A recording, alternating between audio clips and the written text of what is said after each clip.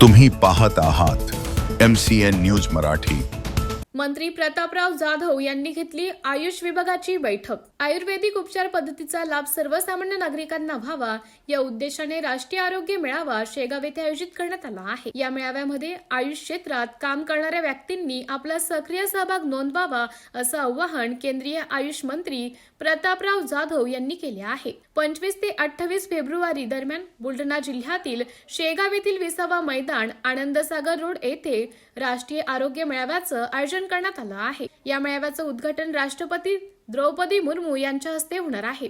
तर कार्यक्रमाला राज्यपाल आचार्य देवव्रत, राज्याचे मुख्यमंत्री देवेंद्र फडणवीस, उपमुख्यमंत्री एकनाथ शिंदे, उपमुख्यमंत्री सुनेत्रा पवार यांच्यासह अन्य मंत्रीगण उपस्थित राहणार आहेत। या राष्ट्रीय आरोग्य मेळाव्याच्या पार्श्वभूमीवर आयुष आरोग्य क्षेत्रात काम करणाऱ्या व्यक्तींची बैठक 21 फेब्रुवारीला शेगाव येथे घेण्यात आली। या बैठकीला मार्गदर्शन करताना केंद्रीय आयुष मंत्री प्रतापराव जाधव हे बोलत होते।